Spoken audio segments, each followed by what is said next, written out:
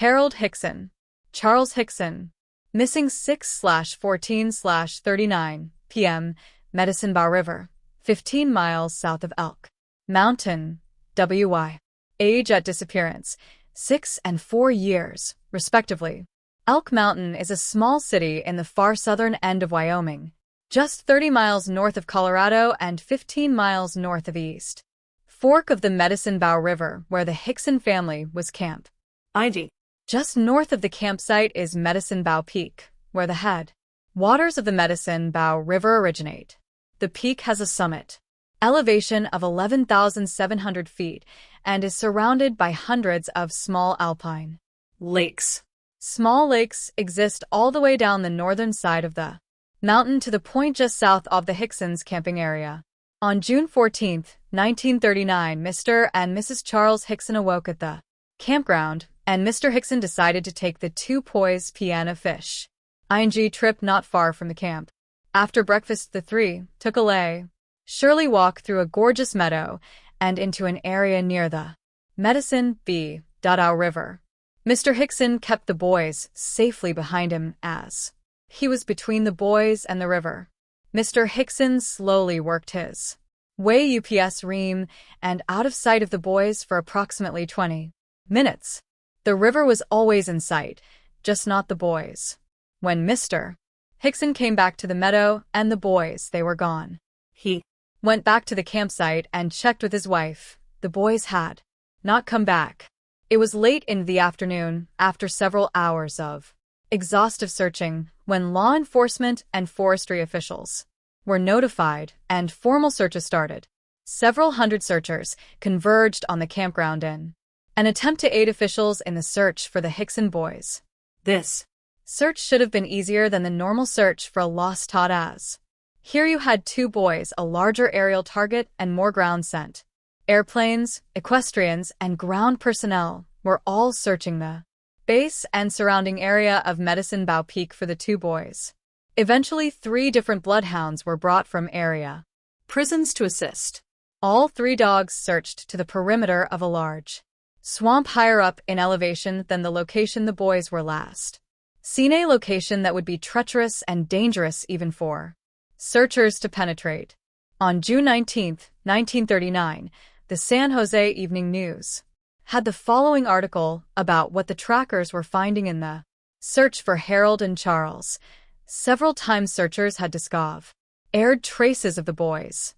Previous tracks indicated the older boy was walking on the sides of his worn shoes, probably because of fatigue, and that the younger one had lost one of his shoes. We do know, from studying countless missing persons cases, for whatever reason, the missing lose their shoes, and those shoes are never found. As the search continued, trackers started to find just one set of tracks, indicating to them that one of the boys had collapsed somewhere. Bloodhounds couldn't find either boy, and soon they lost all tracks. The location where the canines lost the tracks is where they directly entered the most hazardous area anywhere in the region, the swamp. The Hickson boys were never found. Summary. After years of studying missing people, several kinds of topography seem to be involved in disappearances an inordinate amount of time. When small children disappear, searchers should start getting the middle of any swamp in the area. I know that this seems absurd, but too many times the children are later found, dead and alive, in the middle of the swamp, an area that seems inaccessible. Areas with dozens and dozens of small alpine lakes also seem to be involved in disappearances too many times for it to be random. I can't explain why this is the case, but when adults and juveniles disappear in regions with these characteristics, the result is often horrific. I truly find it unbelievable that 800 people can search a fairly small area at the base of Medicine Bow Peak, and they can't find Harold or Charles. Under a similar scenario today, if I were one of the search commanders on the scene, I would send 24 men directly into the middle of the swamp and an equal number up toward the top of the mountain. There have been several times where young boys have been found high up in elevation. in similar scenarios and found in places that defy conventional common sense. I'm sure that Mr. Hickson's life was ruined after knowing that he left his two boys a mountain meadow, and they were both lost for ever. I have all the compassion imaginable for Mr. and Mrs. Hickson. Although we are armed with far better information than people were in 1939, I do believe that every mother and father in North America needs to read the missing 411 books and understand how quickly their children can disappear under seemingly safe and beautiful surroundings. Mickey O'Connor. Missing 10/09/48 p.m. between Alva and Aladdin, Wyoming. Age at disappearance, 3 years. This disappearance occurred in the far northeastern section of Wyoming, quite close to the borders of South Dakota and Montana. Alva sits to the east of Aladdin just off of Highway 24 adjacent to Beaver Creek. The incident occurred in an 8-mile stretch offway between the two cities. This is a very thick and mountainous region. On October 9, 1948, hunting season was open in Wyoming and some areas of the state had deer hunters combing the countryside. In the afternoon hours of the state, Mickey O'Connor was at his residence with his mom. The home was off of Highway 24 between the two noted cities. Mrs. Joe O'Connor was home alone when Mickey vanished. Mr. O'Connor was in Washington State working. Mrs. O'Connor attempted to locate the boy, failed, and then notified the United States Forest Service. George Gorsuch was the supervising ranger in the area and took command of the effort to find Mickey. The first night, volunteers worked long into the dark looking and calling without getting an answer. The second day of the search got 800 people to completely cover the area around the O'Connor residence. 3 private airplanes also assisted searchers, crisscrossing the skies. Ranger Gorsuch did tell the press that there were no bears in this part of Wyoming, but there were wild hogs. He stated that there were also mountain lions, but the real danger for Mickey was the cold weather. The boy was wearing a light t-shirt and overalls. On October 13, 1948, there was an article in the Montana Daily Interlaker that described the progress of the search. Mickey steered away from his ranch home late Friday. Forest Ranger Charles Gorsuch said no tracks or clues to his whereabouts have been found. Gorsuch said he is absolutely baffled. Teams were sent from a South Dakota Air Force base along with 50 men from Rapid City and 300 volunteers from Wyoming were still searching 4 days after Mickey vanished. Searchers were concentrating on an area that locals called Bear Lodge Mountains off Highway 24, near County Road 204. The search for Mickey went on for 5 days. The Crook County sheriff was absolutely puzzled by the lack of evidence. The search was officially terminated on October 14th without finding Mickey. Summary. Law enforcement officials usually do not express frustration unless it has reached a very high level. When 800 searchers cover an area near a ranch home and walk away without finding one clue, that is frustration defined. It sometimes seems that children tend to disappear at a higher rate when they're missing their father and or mother. Kevin Dye. Missing 7/18171-3 p.m., Elkhorn Creek, 8 miles south of Casper, Wyoming. Age at disappearance, 9 years. Disability. On July 18, 1971, Kevin Dye was playing ping pong with family members when the ball was hit into the bushes and trees outside the cabin area where the family was staying.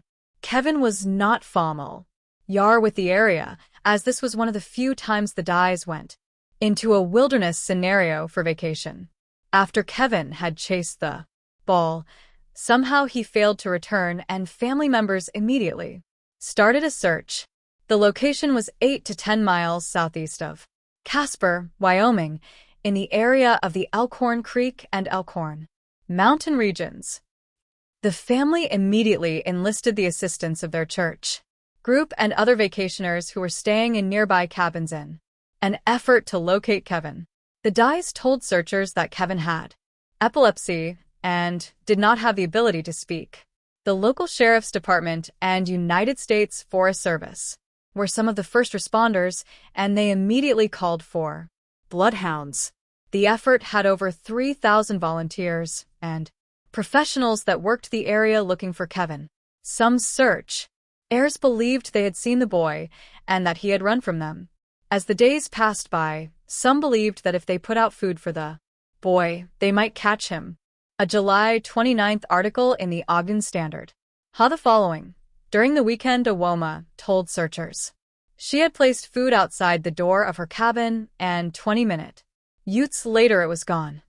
The searchers were concentrating in the area of the alleged food theft, but they weren't having any luck seeing or finding Kevin there.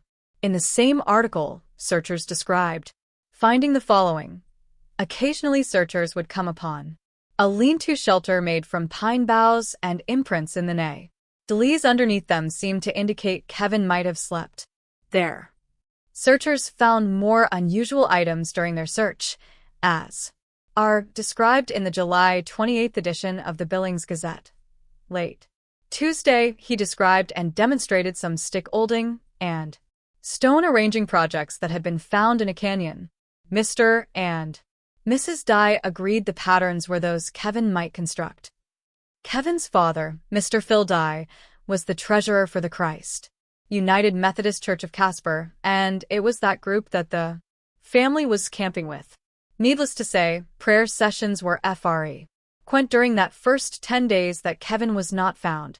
When the bloodhounds failed to find a scent, searchers started a methodical path of attempting to locate Kevin. It had been 9 days of non-stop searching with an occasional report that someone believed he or she had seen the boy. On July 28th, at 8:30 a.m., searchers were along the northern bank of Elkhorn Creek at the base of Elkhorn Mountain when they found the boy lying on his side, unconscious. They approached Kevin, and he slowly woke up. He didn't say anything but did crawl into the litter to be carried out of the wilderness, a 2.5-mile hike. The boy had scratches on his face and arms, and he was missing one shoe. Kevin Dye was taken to a doctor, who found that Kevin had lost 25 pounds and emphatically indicated that he hadn't eaten anything during the entire disappearance. It was also the opinion of the doctor that Kevin would not have survived an additional 2 days. He was taken to the local hospital, and he fully recovered, not telling anyone about his 10 days in the woods. Summary. The discoveries made in the woods by searchers are fascinating and coincidental. The discovery of the pine bough lean-to is very familiar in our research. The same descriptions of cover were found by searchers looking for Derek Engbretson, age 8, who disappeared December 5, 1998, on the outskirts of Crater Lake National Park and was never found, missing 411 Western United States. Searchers in the disappearance of Dennis Johnson, age 8, from Yellowstone National Park on July 12, 1966, also found something described as almost identical. Dennis was never found. Finding rock and stick structures seems to be unusual, as well as food disappearing from the area of cabins, initially alleged to be taken by Kevin. Kevin's doctor confirmed that he had not eaten since he disappeared. Who was eating the food that was put out? In another of the ongoing list of coincidences during my Val search for information on Kevin's disappearance, the Daytona Beach Morning Journal of July 29, 1971, had an article titled Boys Condition Good, with the following paragraph. In Newcomb, New York, a diminished force of searchers spread over a wide area of the dense Adirondack forest in an effort to find 8-year-old Douglas Legg, who has been missing since July 10th. I wrote an extensive section in Missing 411 Eastern United States about Douglas Estes' appearance and subsequent massive search. He was never found, and the YJ_CH for him was one of the most unusual I have ever read about. Is this another in the long list of coincidental dates of Disappearances? The closeness in the boys' ages seems quite coincidental. If There are any correlations between these cases, it was very fortunate that Kevin was found.